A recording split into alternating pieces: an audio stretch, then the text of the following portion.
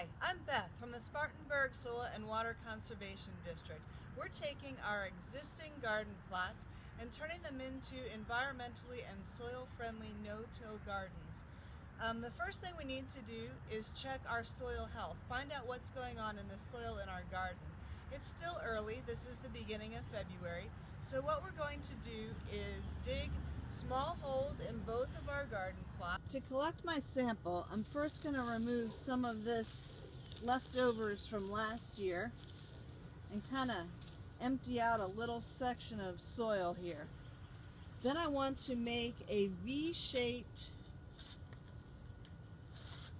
hole in my soil. It's about 6 to 8 inches deep.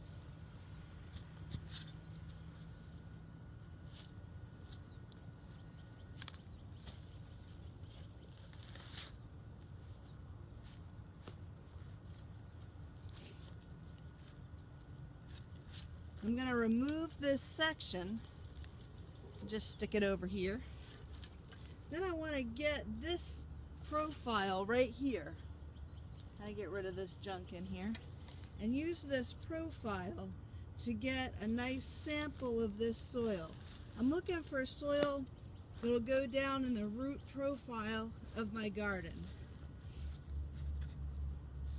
I'm going to put that into my tub.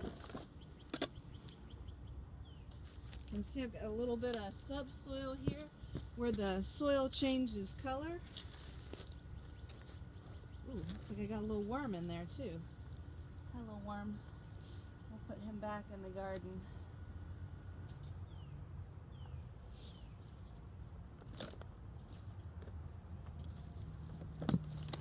So here I've got a little bit of my subsoil and my topsoil. Then I want to mix this around.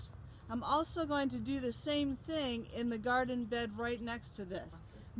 We broke up most of the big chunks, so the soil in here is dry and loose and ready to go into our sample bag.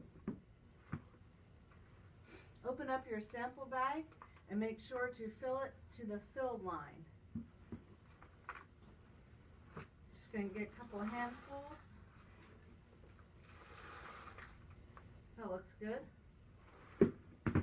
So now I'm going to roll the top down on the bag and seal it up. All we have left to do now is the paperwork. The paperwork really isn't all that hard. Clemson has made it very easy for us.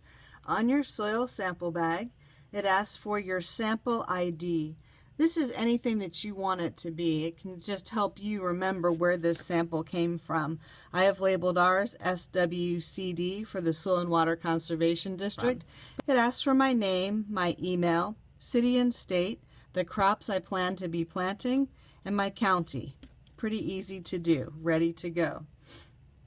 Then we have the soil analysis form. This just asks for some general information to make sure that they know what we're doing and where our sample came from. Once again, they want your name, your company name if you choose to include that information, your address, and make sure that you put your phone number on here. This way, if they have any questions about your sample, they can reach you easily. And your email address. This is how you'll receive your analysis at the end. Down here, we follow our example. We've put our sample ID, SWCD, SWCD. Our soil code is 4. That just shows what area we are from. And then our crop code. This comes from the How to Take a Soil Sample Guide from Clemson. It has all the information that you need to fill this in. Some common crop codes are listed right here.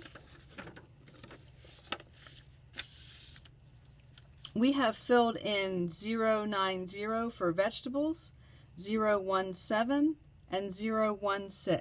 These are for annual or perennial flowers, as we are also going to try to do pollinators.